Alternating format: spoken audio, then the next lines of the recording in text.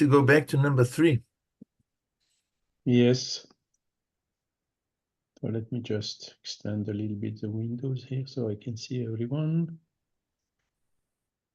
Okay. So thanking again of God, our Almighty Father, for this opportunity we have today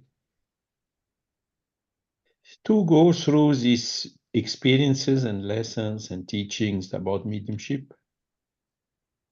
May we understand it clearly, put it into practice when the opportunity comes in order to do good, charity, show our solidarity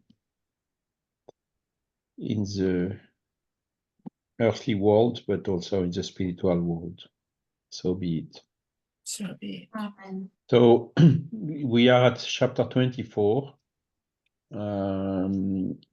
The identity of the spirit is the title of the chapter, and we have seen the general principles. I think this checklist of 26 points, if I remember, yeah, here it is, that we have seen last time, and we started looking to questions concerning the nature and identity of the spirits. Okay, so the last time we have seen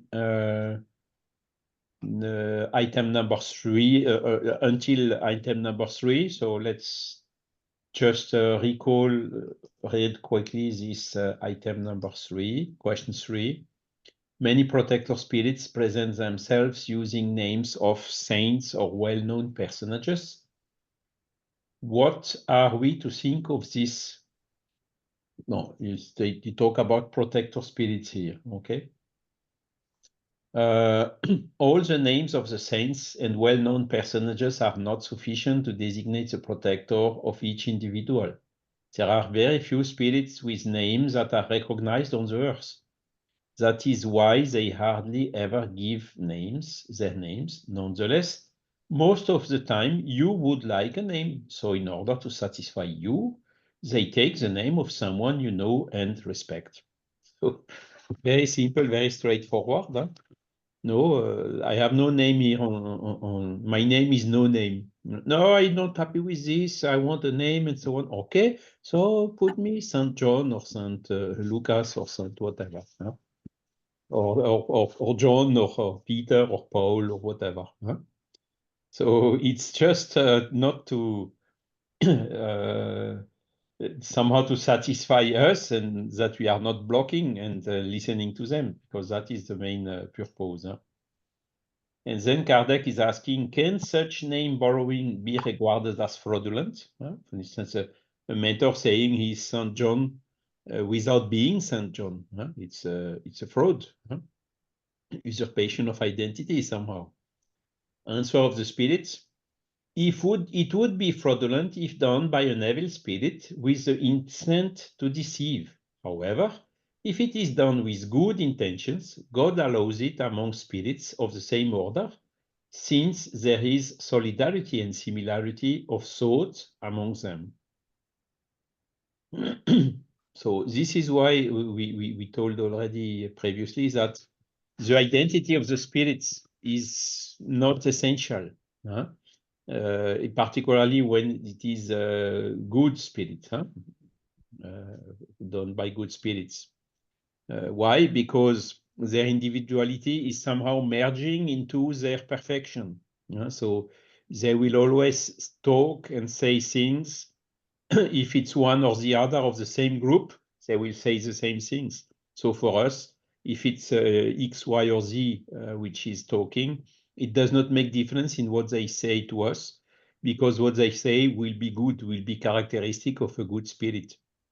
Yet, of course, you have bad spirits saying, oh, I'm Joan of Arc, I'm whatever, whoever, just in order to impress us and to cheat us better. But then we apply the checklist, we detect it's not a good spirit, so then we reject, because Joan of Arc must have very good messages, and if the message is not very good, cannot be Joan of Arc, and if the message is even misleading or confusing or creating problems, we can be sure that it is a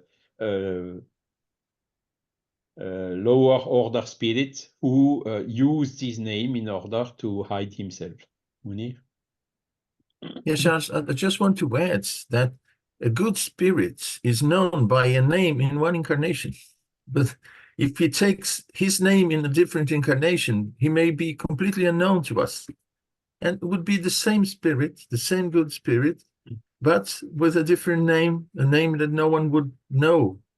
So, it's just even for the spirit who is Saint Anthony, for instance, or any known good spirit, that name is in regard to one of his incarnations. And, as I said, he may be unknown. He may have been unknown in other incarnations, and he takes his name from another incarnation where he was completely unknown. So we wouldn't recognize him or her. Exactly. Okay, next item, number 5. So when a protector spirit presents itself as St. Paul, for example, we cannot be certain that it is actually the spirit or soul of the apostle by that name. Answer, of course not. For there are thousands of people who have been told that they have St. Paul or some other saint as their guardian angel. That's another problem. But what does it matter as long as the spirit protecting you is of the same order as the Apostle Paul? I have already told you that you need a name, and spirits use one in order for you to call them and recognize them. You do the same with the baptismal names you use for distinguishing yourselves from the others members of your family. Spirits can also take the names of the Archangel Raphael, Michael, etc., without adverse consequences.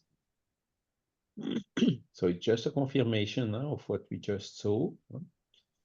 So thousands of people who have said that they have St. Paul or some other saint as their guardian angel.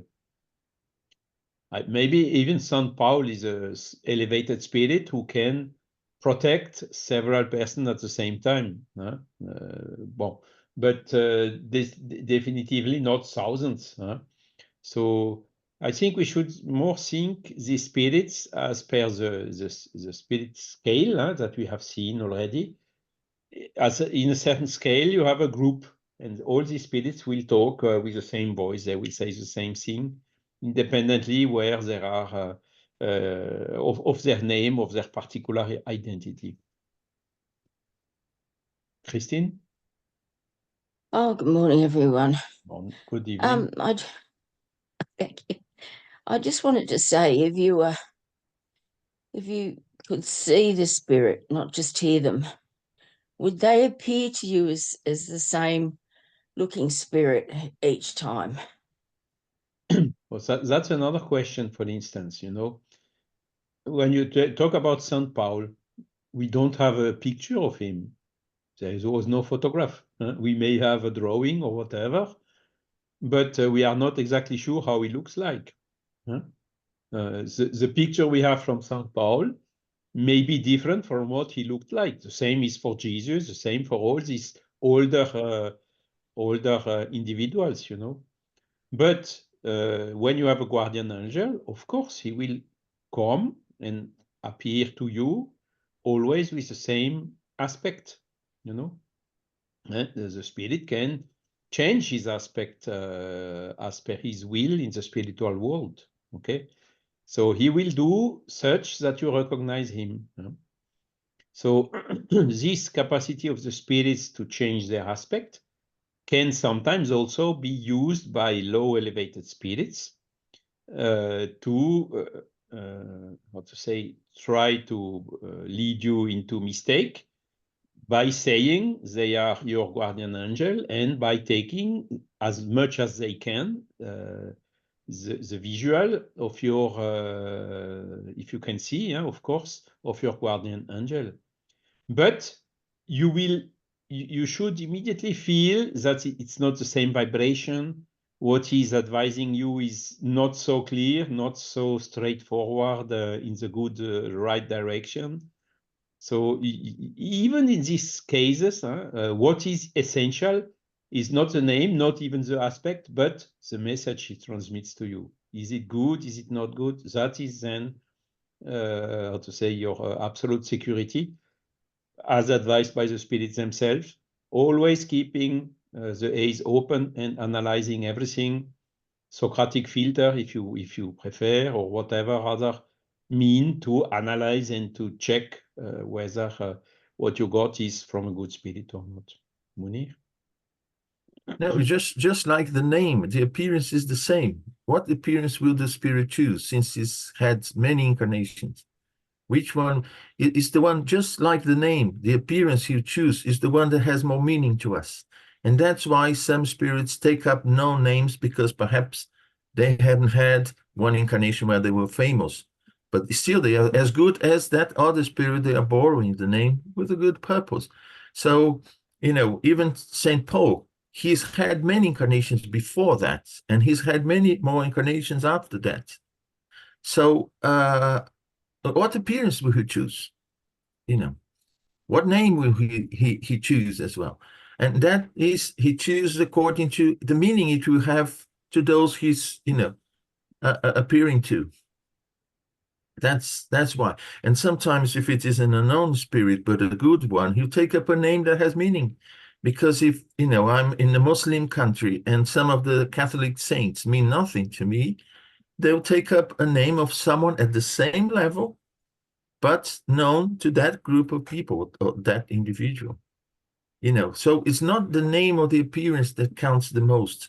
It's actually the what the spirit represents to us, what he's bringing to us. As Chant said, he will leave a good impression. He will also tell us good things. If that is a good spirit, perhaps borrowing a known name to us, just to tell us what level that spirit is, or who he is in terms of identity, in this sense, or quality, identity of quality, not identity of name or identity of physical appearance or whatever. I don't know if I made myself clear, but Yeah, no, that's good. Thank you both.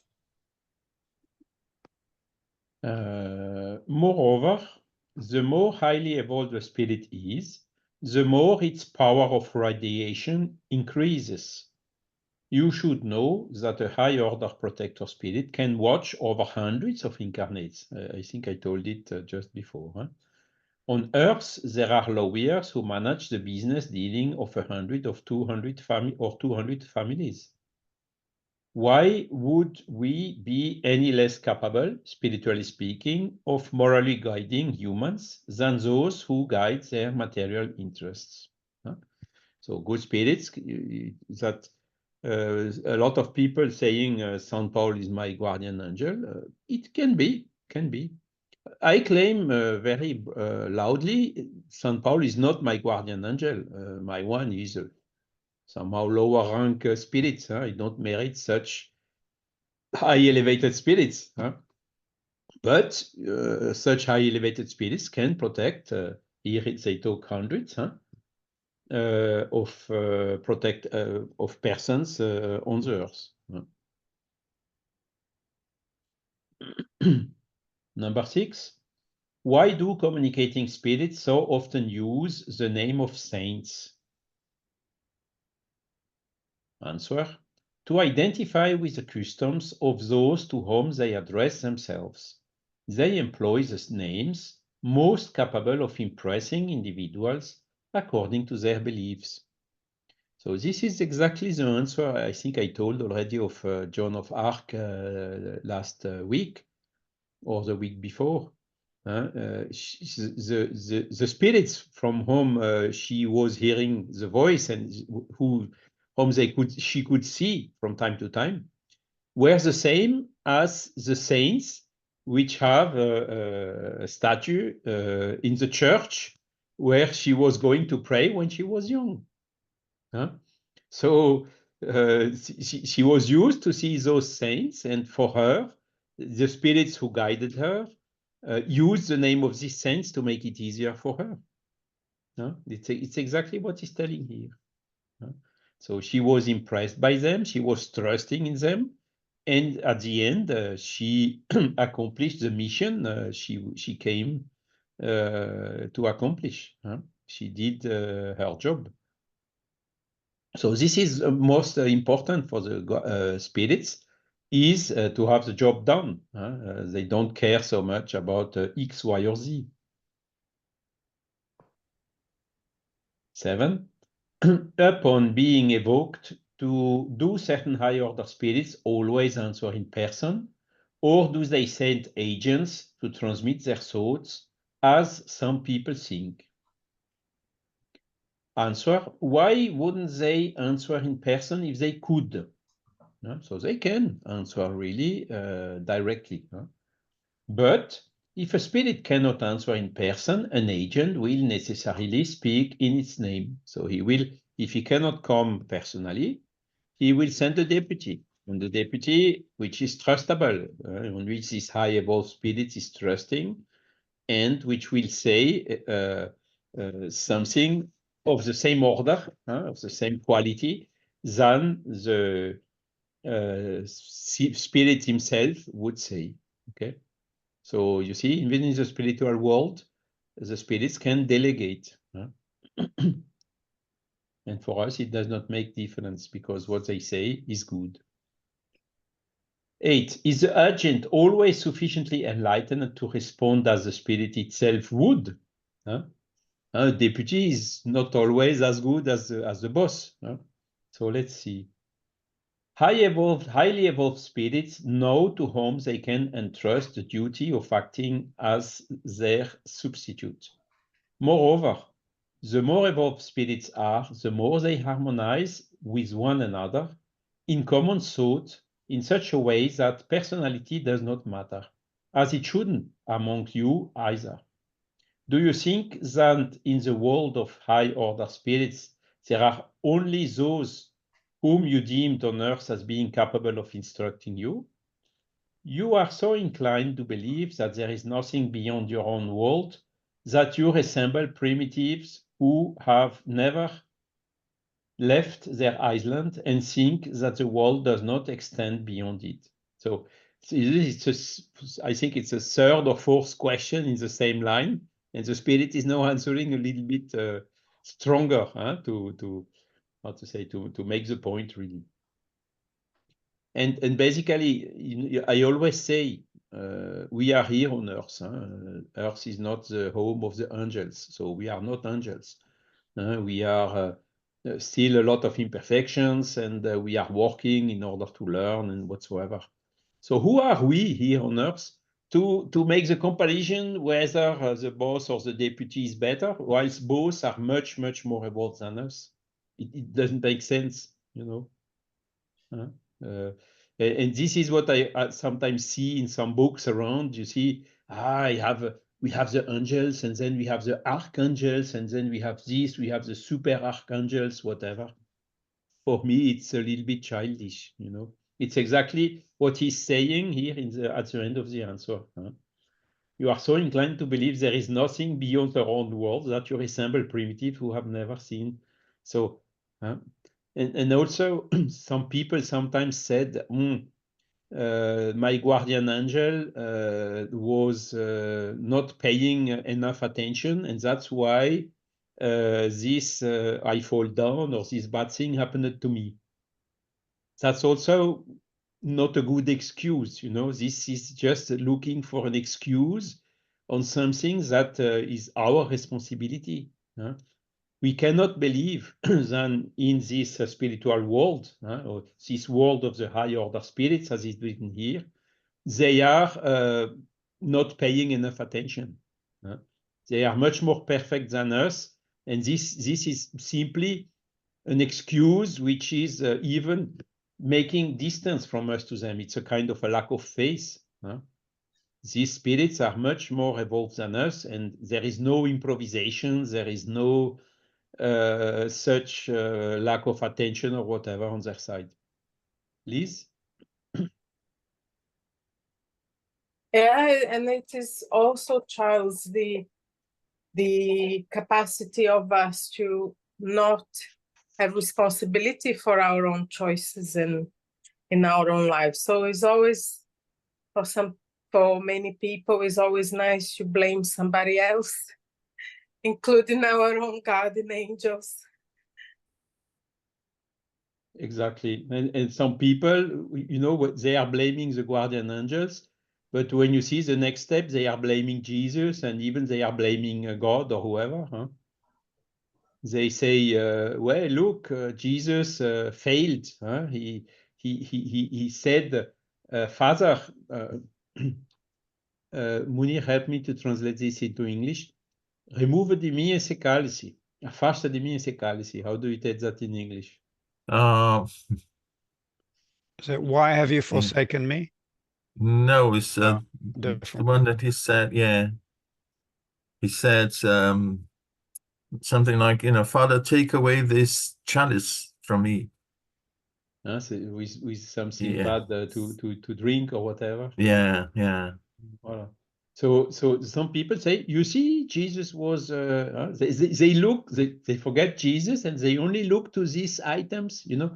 Sometimes I say, you have a white wall, very new painted, and then you have one small black point somewhere in the middle of the wall.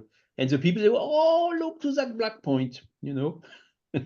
It's a kind of again looking for excuses, and it's not a good sign when we see that in someone, because still some way to go. That's and if we see it in ourselves, we have also to be very careful and to try to work on it in order to remove this type of thoughts of thinking.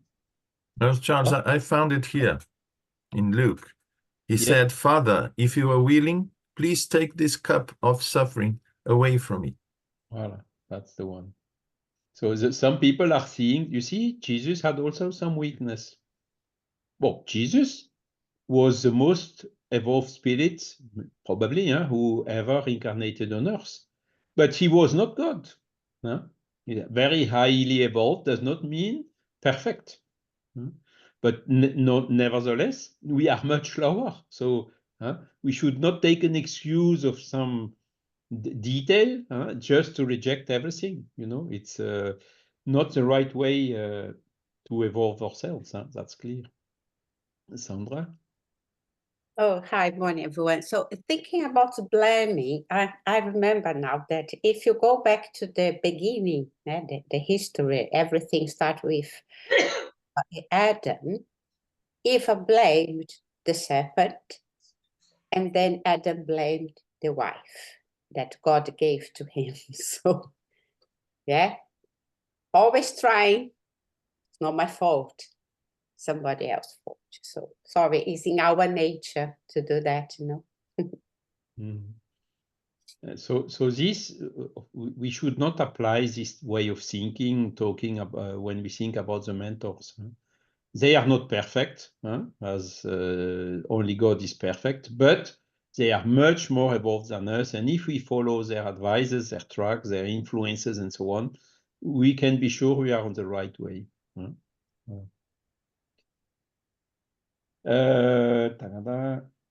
Question number 9. We can understand this to be the case when addressing serious teachings. But why do elevated spirits allow low-order spirits to use respectable names to sow error through often perverse maxims? So that's another case now. Good spirits use the name of another good spirits. We understood that it's not a problem as long as they say good things. But now the question is different. They talk about low order spirits, which you are using respectable names to induce us in mistake. And the answer is the following. They do not do so with their permission. Doesn't the same happen among you? You can be sure that those who deceive in this way will be punished, and their punishment will be in proportion to the seriousness of their fraud. Besides, if you were not imperfect, you would have only good spirits surrounding you. Wow, that's another good point here. If you are deceived, You have no one to blame but yourselves. God allows it to test your perseverance and discernment in order to teach you how to distinguish truth from error. If you can't, it is because you are not sufficiently elevated and you need further lessons from experience. So it's, again, very straightforward. Huh? Of course, we have the free will. Huh? God has given the free will. So people or spirits, particularly those who are intelligent but not morally elevated, which are the most dangerous one, they can do this type of things. Some are saying, I am God. Some others are saying, I am Jesus or whatsoever. How many hundreds of examples of books and whatever we see with such type of things? It happens also, he say, it happens also here on the earth. How many people are lying in order to try to make you afraid or to manipulate you or whatever? Nowadays, it's constant. And here in France, we had the European election. Now we have a legislative election. It's terrible when you listen to the people. You see immediately that some are promising you the moon just to be elected. It's incredible to see. And a lot of people fall in this trap. So we come now to the end. If God allows this, it's to test our perseverance and discernment in order to teach us to distinguish truth from error. And this is why Jesus said scandals must happen. Because it's when the scandals are happening that we, now I understand that what I was thinking or doing or whatever was a mistake, but was not a good thing. This is how we learn, unfortunately. When there is a professor teaching us and we listen and we follow his advices, of course, we learn quicker. But most of us, in particularly when we are adult, we only learn from mistakes. So we have to have to fall into mistakes in order to learn to avoid these mistakes. Okay, and this is one of the process, one of the one of the tool for our own evolution. That's why God is, how to say, giving the free will and allowing these things to happen. But I see there is a long, long, long way to go still, because even in, I don't know, we have a lot of countries in the world, Russia, North Korea, wherever this type of regime strongly implement, or even US, this and France is the same, where you have these influences which are anchored. And sometimes I ask myself, how we will get out of that? How will the North Korean get out of that situation? Same in Russia. How will here in France, okay, now maybe there is some extreme that will be elected, but will this be enough for the people to understand their mistake? I'm not absolutely sure. I don't want her to enter in politics, but in Brazil, for instance, there is now sometimes that there is a kind of a situation with extremes. One time one, and then the other time the other one, then the next time again the first one. And do the people really learn out of it? Very slowly. So it takes time. It takes time.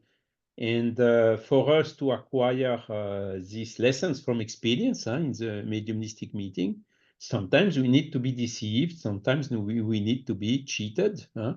Sometimes we need to suffer the influence of fake news or fake information or fake communications.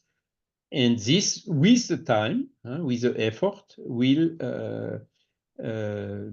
will learn from the lessons, but not always immediately. So it takes time. Jesus came to tell us, you see, love one another as yourself, love your neighbor as yourself. It was 2,000 years ago. Are we already doing what he advised us? Not so much. So you see, it takes time, but 2,000 years is nothing in front of the eternity. So we should not lose our face that we are progressing, even if the appearance sometimes try to show us differently. Okay.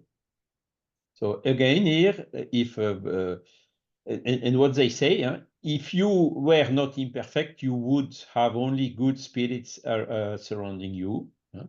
So this is another strong warning for all of us. Do we really have always good thoughts? Are we angry sometimes? Are we hating someone or disliking, without hating, disliking a neighbor or a brother or whatever? I think we should not shame ourselves. We are all in this intermediary level of evolution where we have this type of thinking. And the fact that bad spirits are coming from time to time is just to show us, look, here you had a weak point, and he managed to take advantage of this weak point in order to introduce himself and to mislead you. So it's one more encouragement for us. Okay, let's slowly but surely fight against these bad thoughts and replace them by good thoughts. I dislike this person. No, let's try to change it. This person is like me, still imperfect, but it is a brother, Does not mean that you will have the same affinity as with a beloved one, but try to remove all these negative thoughts, and that will also give more way to the good spirits and less way to the less evolved spirits. So it's our part of the job.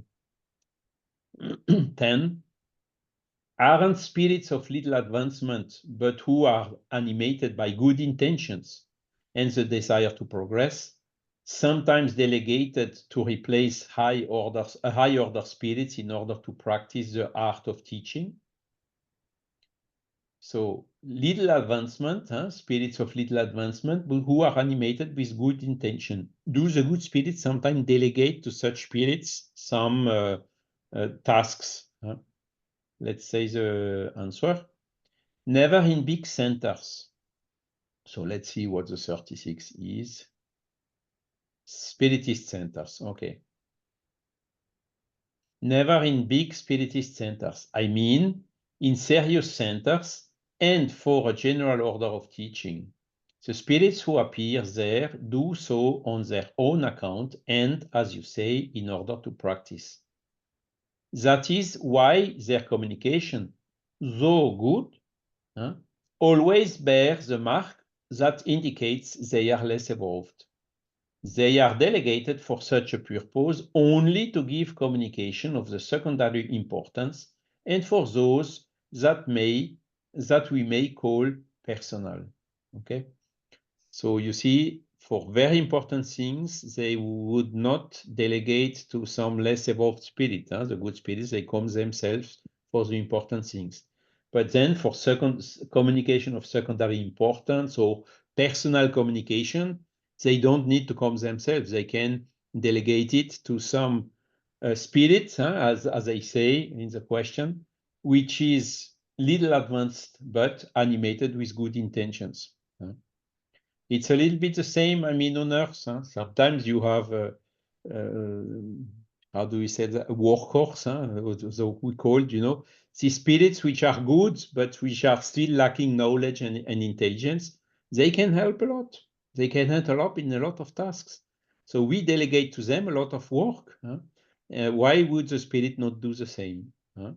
But for the very important one, for the key moment, the key point, the key communication or learning, they come themselves and they do not delegate to less advanced spirits. Okay. 11. Ridiculous communications are sometimes mixed in with worthy maxims. How can we resolve this anomaly, which seems to indicate that the simultaneous presence of both good and evil spirits?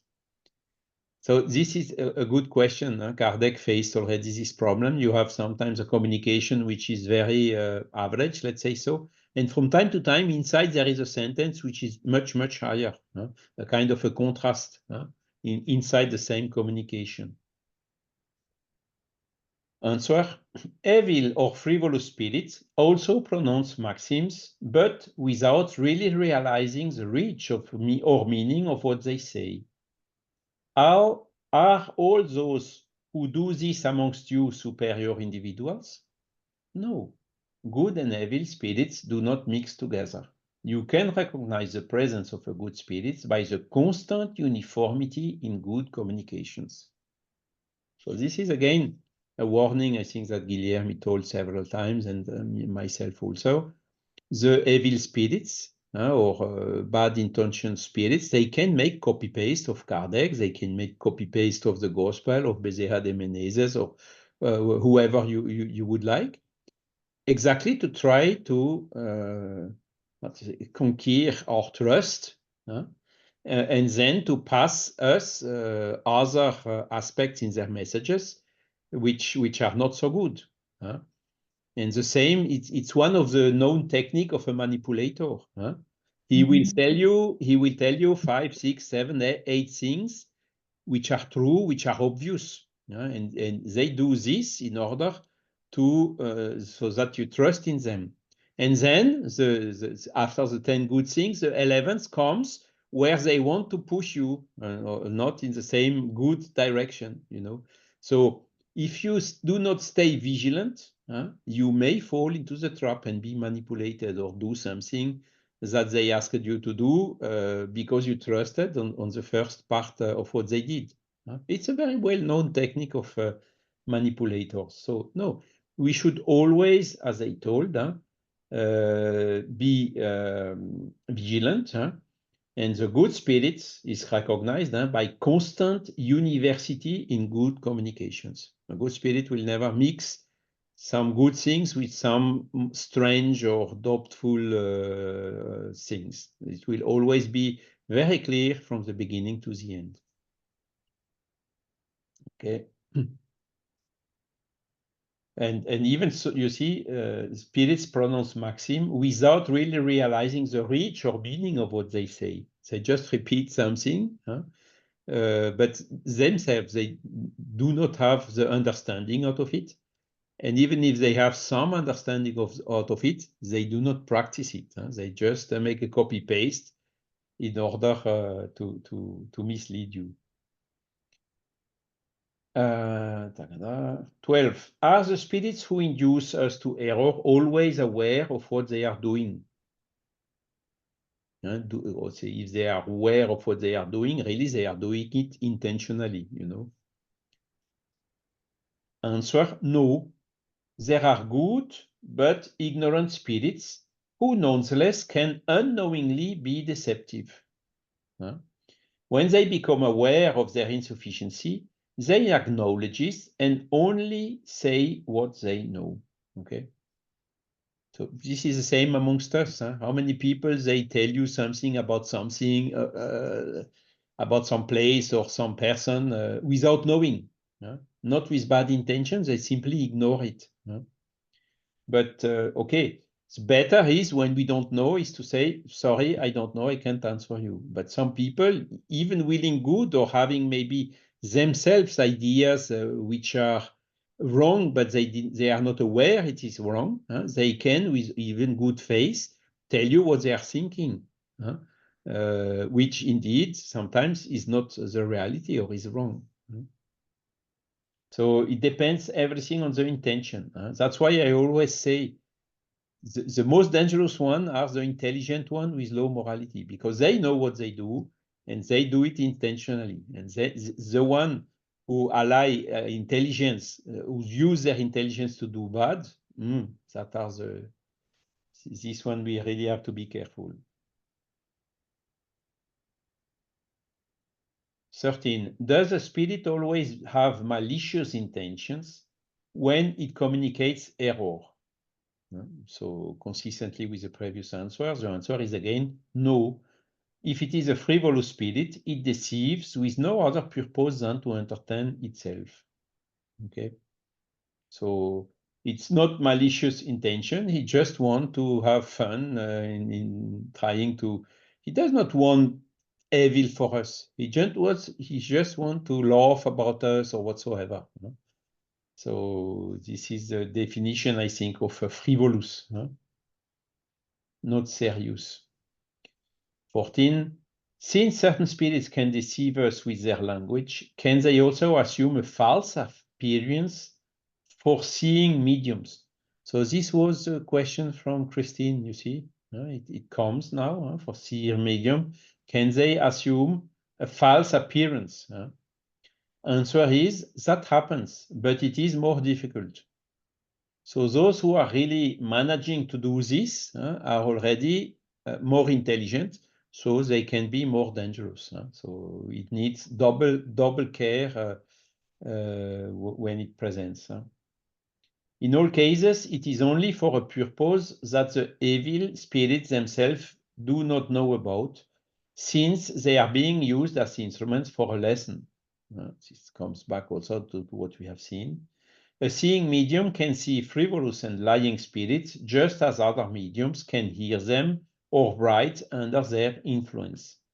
Frivolous spirits can take advantage of the medium's faculty in order to deceive him or her with a false appearance, but it depends on the qualities of the medium's own spirit. Okay, so it's always come to the same. We have to learn to work on our moral evolution, to become to increase our qualities of our own spirits, and this will be then the safeguard to avoid this type of interference. But what is important is to see it's not because you saw a face looking like Jesus that it was Jesus. So seeing medium can also be misled. Okay. 15. Are good intentions sufficient in order not to be deceived? And if so, could truly serious persons who do not mix idle curiosity into their studies also be exposed to fraud? Good question. Answer, less than others, obviously. Of course, people who are serious, truly serious, without idle curiosity and so on, they can also be exposed to fraud, but less than others. But men and women always display a few weaknesses that attract mocking spirits. They think they are strong, but they almost never are. Nobody is perfect here. They should distrust themselves from the weakness arising from their pride and prejudices. They hardly ever take these two causes into consideration, and spirits take advantage of this fact. By flattering their weaknesses, they are sure to succeed. So it's again us to reject all what is flattering, all what is too elogious to us, and stay humble and recognize that we are not perfect. So it is not an excuse to say, okay, I will stop everything. I will only start to do charity when I be perfect. So that's the best way to stay stationary and not to progress. We know that we are not perfect, but yet we can do a lot of things. But without pride, with humility. And this happens a lot when you have a mediumistic meeting with some, let's say, more difficult spirits communicating. They will attack not the medium because he's not present, but the doctrinator or the leader of the meeting. They will try to push him to his weak points. Yesterday you did it, you did that, that was not so good, and so on. So what is the best answer from the indoctrinator? Is not to say, shut up, you are lying, whatever. The best answer is still, yes, you are right, I recognize that I have some imperfections, but I'm here to do good and to do the best I can in order to help you. You see, it's an answer coming from humility, which will be much stronger for those type of spirits, and also safeguarding the stability, emotional stability, and not to fall into this domination. You know, it's some of you may have done some transactional analysis. Is it the same expression in English? Transactional analysis. You know, with this plus, minus, and equal. So when you have someone in front of you plus talking to you, putting you down as a minus, the best answer is the equal to equal. If you come also from top, from plus to minus, you enter in the fight. And if you answer from minus to him, he will have even strong ascendance on you. So the best answer is you answer from equal to equal. Yes, you are right. I recognize, but I'm doing efforts. You see, it's really equal to equal. You don't put you as superior to him, just as equal, and you show him what you are doing in order to progress, in order to become better. And this is why this must be learned also by truly serious people. They are not perfect. They have some imperfection, and they need also to progress and to strengthen their experience. Yes, we have still 15 minutes. 16. Why does God allow evil spirits to communicate and say bad things? Why does God allow evil spirits to communicate and say bad things? Answer. Even the worst communications can provide you a lesson. This is up to you how to discern it.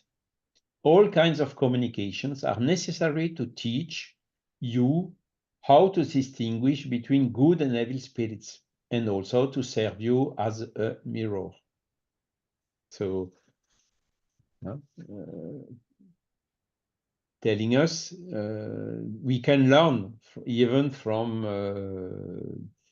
how to say bad things, from worst communication. And you see, Kardec did also some, he inserted some in the Medium's book. There is a section about apocryphal communications. And why did he put those communications in the Medium's book? It's just for us to learn, to see why is it apocryphal, because of this, because of that, because, you see, it's for the teaching. We have to see good things and worse things in order to make the distinction between both. So it's, again, it's parts of our learning to learn how to distinguish between good and evil. If we see only good, we cannot distinguish. We need to see good and evil in order to be able to distinguish both. And the second part of the answer, and to serve you as a mirror, that's another one. Again, sometimes in the bad things, we, like looking in a mirror, we recognize maybe some trends we still have somewhere in ourselves. So, you know, it's always the same. When you have an enemy who dislikes you, he will tell you things directly, without any, how to say, manner.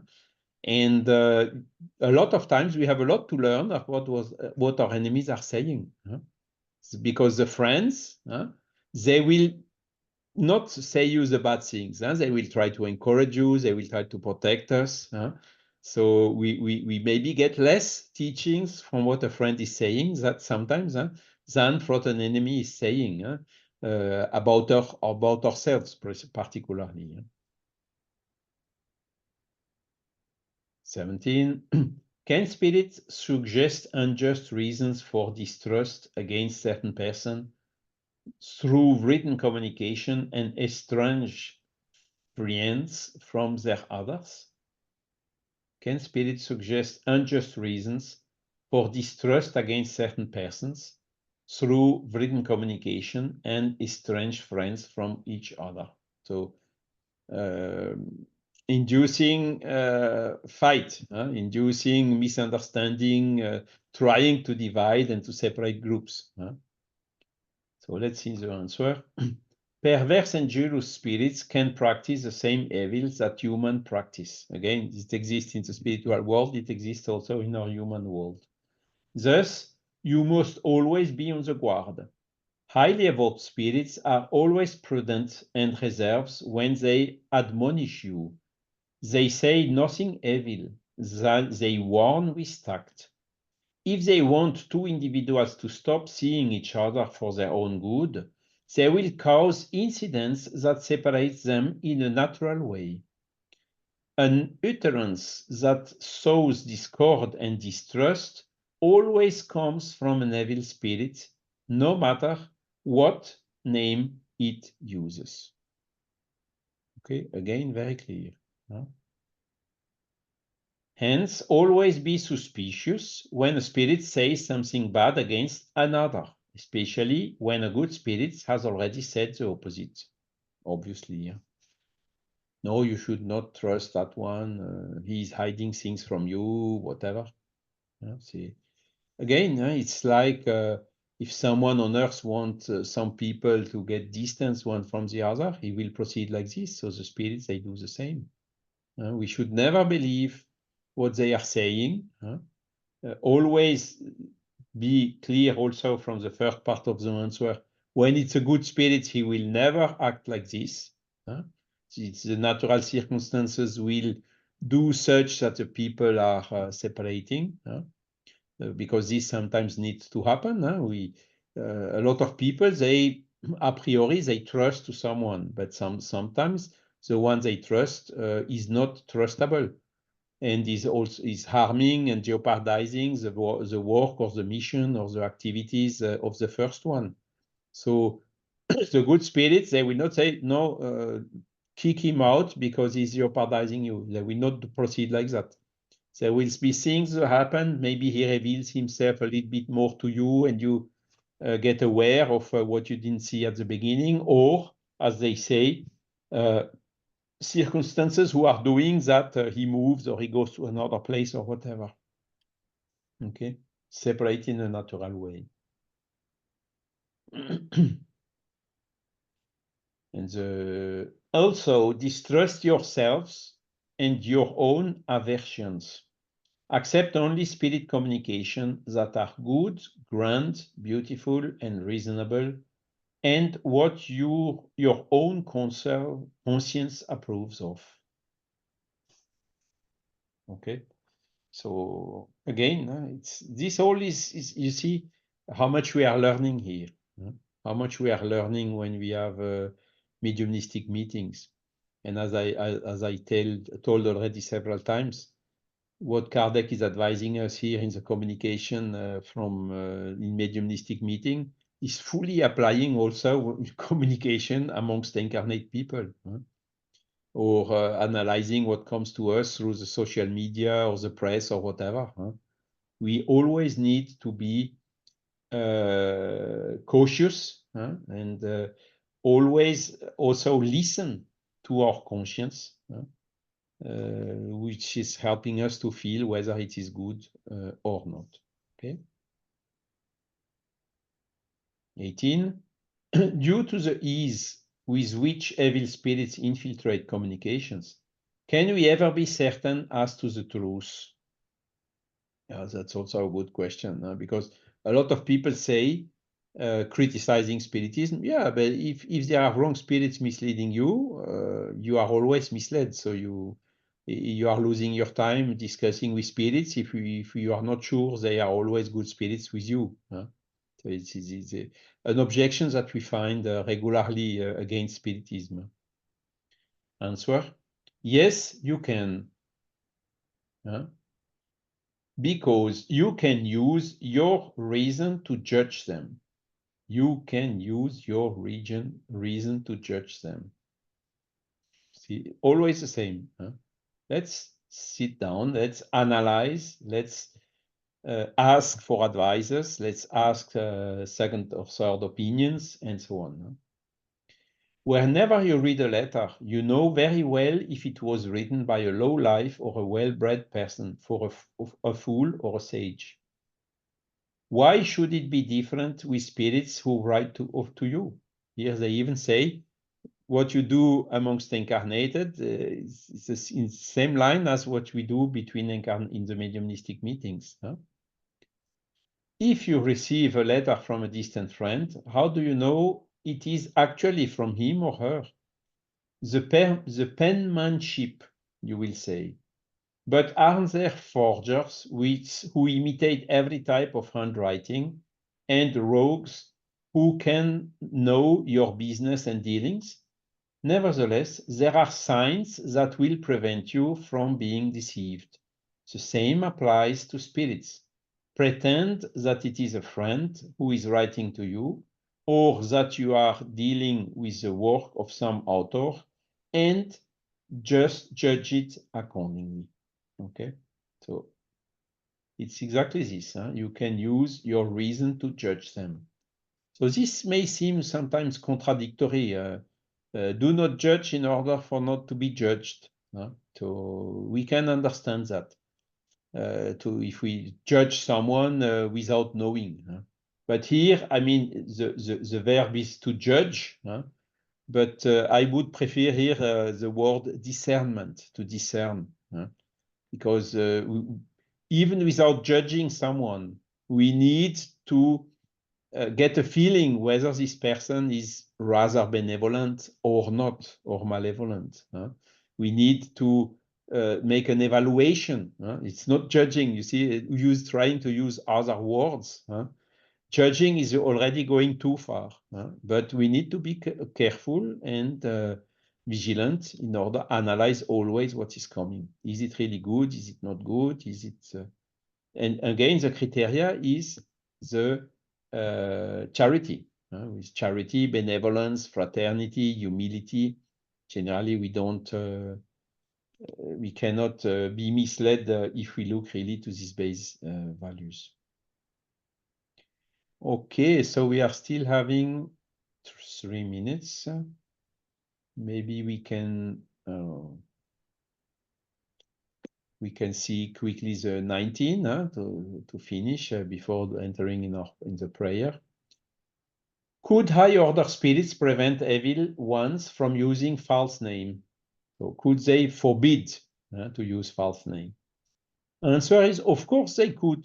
The good spirits have authority on the less evolved one. Huh? But the worse the spirits are, the more obstinate they are, and the more frequently they resist injunctions. You should know, however, that high order spirits take more of an interest in certain individuals than others. And when they deem it necessary, they know how to keep them from lies. Deceiving spirits are powerless against such persons. So it's a little bit different. It's a little bit difficult. Who are these certain individuals? Okay, I would say I'm not part of them, but probably Jesus was, or Kardec was. And Kardec had a level of protection which was a little bit higher than the normal level of protection. The spirits maybe they had a special care for him. Why? Simply to enable us to perform the mission he performed. If they would have protected him a little bit less, maybe the mission would not have been as good as it is today. So again, it's always a question of what is the intention? Kardec had maybe a special, and Chico as well. I'm talking about Kardec, but Chico Xavier is the same. Had a special protection in order they can serve as an example for us. Voilà. So we will stop here and continue then next week from this question number 20. So I see Raphael is here. Hello, Raphael, welcome. So can I leave to you to lead the prayer? Yes, happy Okay. to. Thank you. Hi, everyone. And I see some other faces here as well, so hello. We've been doing for a few weeks now the prayer at the end as part of like a bigger effort to every day have a cadence of vibrations towards specific groups and areas in the world that are suffering with either natural disasters or conflicts. So we use this prayer now to direct our thoughts to them as well. So I invite all of us to just close your eyes and allow yourself to be very present here in this moment. Take a deep breath. And we all together put all of our minds towards the same direction. Being inspired by the example and the image of our loving brother, Jesus Christ. They came to us to show a new pathway based on the law of charity and the law of love, based on respect, based on helping anyone around us. Right now we are facing a moment of transition, and with transition, change, discomfort, hardship. So in this moment, we direct an appeal to the higher spheres, to our benefactors and mentors, so that they can take this vibration, the energy that right now we are creating and directing, that we have in abundance, because God above us is always providing His light and His energy, and spread and take it to the hearts and minds of the many people in this moment suffering material losses, emotional losses, spiritual distress. May they receive this gift from above and find a bit of comfort, soothing balm that envelops them, helps them clear their minds, think better, and find within themselves the strength and the courage that God Himself implanted in all of us. My Lord, we are so grateful for this opportunity, for the clarity and the understanding that you are here with us, that everything has a reason to be, and that we are learning to deal with the issues we have in front of us, knowing that the true perspective that guides us is of the spiritual life, a hopeful and brighter future is ahead of us, and we have no doubts. So give us the strength, dear Lord, to go through what we must, so that we reach you closer and closer every day. In the name of God, in the name of Jesus, and the benefactors, I say thank you. And I ask to close this session. So be it. So be it. Thank you. Thanks a lot. Excellent day, excellent week, and see you soon. Thank you. Thank you. Nice week. God bless. Bye. Bye-bye.